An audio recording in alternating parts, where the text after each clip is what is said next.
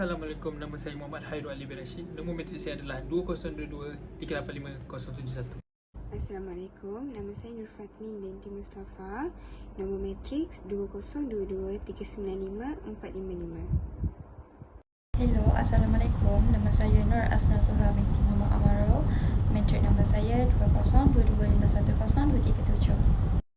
Pertama sekali kami ingin menerangkan tentang tajuk kepentingan cara berfikir dalam membentuk nilai kemanusiaan. Okey, berfikir ni ialah salah satu akal fikiran yang dikurniakan oleh Allah SWT kepada setiap insan yang bernyawa. Namun, tetapi bahawa tidak semua orang mampu berfikir demi kebaikan. Sesetengahnya berfikir untuk kepentingan diri sendiri ataupun kebaikan diri sendiri dan orang lain. Di sini kami akan membentangkan dengan lebih lanjut lagi tentang pentingnya cara berfikir untuk membentuk nilai kemanusiaan. Kita pergi kepada konsep berfikir. Okey, konsep berfikir ini ialah di mana kita nak huraikan bahawa deria yang berfikir itu adalah sampainya dari otak untuk mengenal pasti apa yang kita fikirkan itu untuk mendapatkan maklumat seperti apa yang kita lakukan, apa yang kita ingin lakukan, kita akan berfikir di dalam otak kita sebelum saraf-saraf tersebut berhubung untuk menyampaikan maklumat untuk tindak balas terhadap badan kita untuk melakukan sesuatu perkara tersebut. Ianya lebih dikenali sebagai proses menimba ilmu di mana ia melibatkan aktiviti mental otak manusia. Namun ingin saya sentuhkan bahawa berfikir ini bukan sahaja terdapat di dalam golongan manusia, namun ianya terdapat di dalam semua kehidupan yang bernyawa ini. Bahkan haiwan sendiri pun berfikir macam mana mereka nak berburu untuk mendapatkan makanan, macam mana mereka nak membuat tempat perlindungan dan sebagainya. Kita pergi kepada bahagian kaedah berfikir, iaitu ianya terbahagi kepada 4 bahagian di mana yang pertama ialah silogisma, yang kedua ialah deduktif, yang ketiga ialah induktif dan yang keempat ialah falasi. Okey, seterusnya yang pertama sekali kita pergi kepada silogisma. Silogisma bermaksud suatu proses penarikan kesimpulan dari secara deduktif. Okey, silogisma ini ialah berasal daripada perkataan Yunani yang membawa maksud kesimpulan. Untuk lebih jelas lagi ingin saya nyatakan bahawa silogisma ini bermaksud dalam bahasa mudahnya ialah apa yang kita nampak tidak semestinya benar, apa yang kita fikir itu tentang seseorang itu tidak semestinya tepat. Sebagai contoh yang boleh saya berikan tentang silogisma ini ialah bahawa apa yang kita tanggap tentang seseorang itu tidak semestinya betul. Okey, contohnya kita nampak muka dia sombong ataupun muka dia garang ke apa, tapi bila kita kenal dengan dia rupanya dia tak sombong, dia tak garang. Seterusnya yang kedua ialah deduktif. Deduktif membawa maksud kepada satu jalan pemikiran yang menggunakan argumen-argumen deduktif yang untuk beralih daripada premis-premis dan dianggap benar. Sebagai contoh, ianya berkaitan dengan pemikiran yang berfakta, seperti setiap yang hidup pasti akan mati. Yang ketiga ialah induktif. Induktif ialah suatu proses di mana pembuktian di mana suatu argumen yang mendukung kepada kesimpulan tetapi tidak membawa kesinambungan yang tidak menjamin suatu kebenaran tersebut.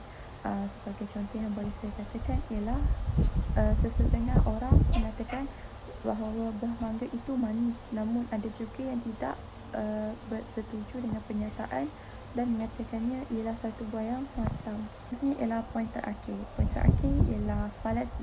Falasi telah terbahagi kepada dua, iaitu falasi formal dan falasi tidak formal.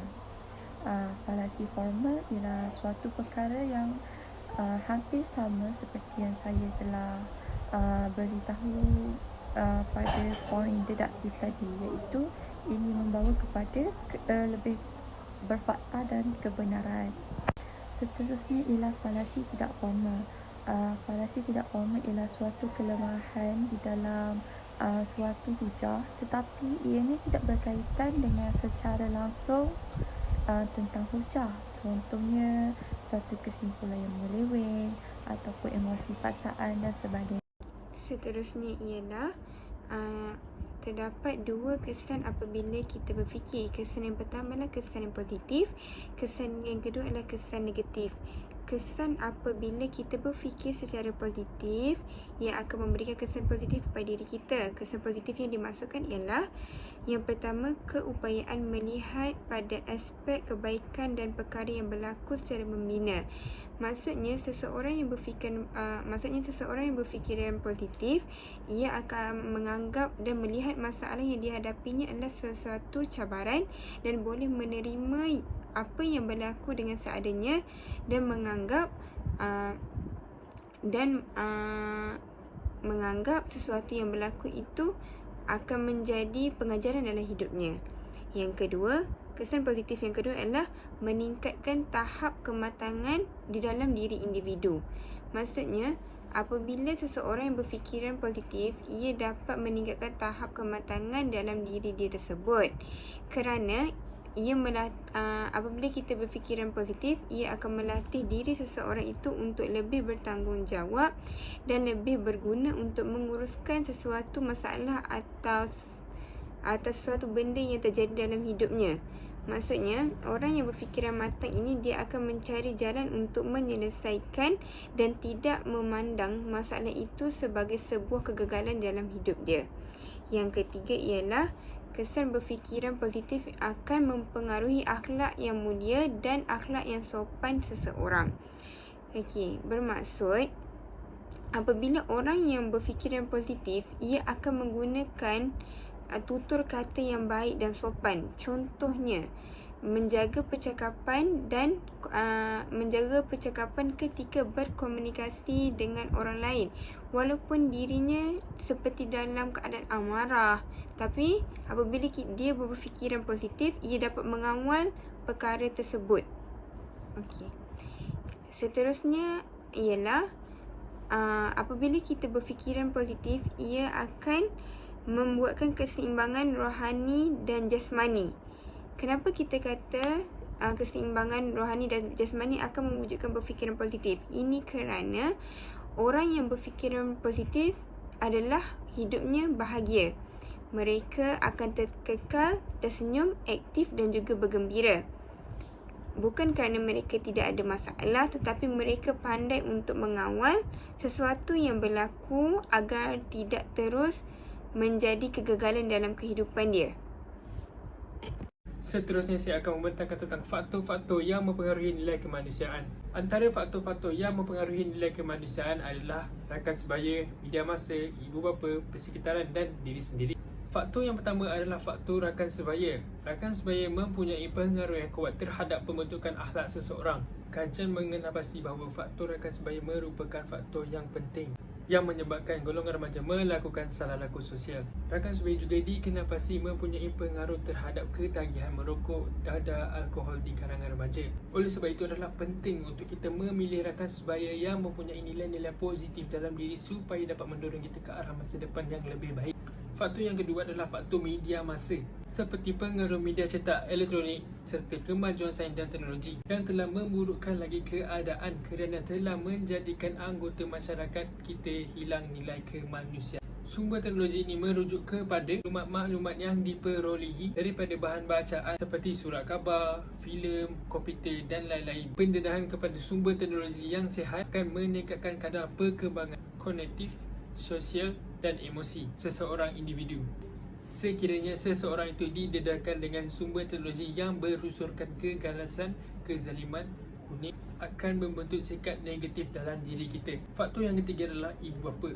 Ibu bapa memainkan peranan yang penting dalam membentuk sikap positif dalam diri anak-anak. Ibu bapa juga harus menunjukkan sifat-sifat yang positif supaya dapat dicontohi oleh anak-anak mereka. Ibu bapa juga harus mendidik anak-anak sejak dari peringkat awal supaya dapat membentuk nilai kemanusiaan dalam diri.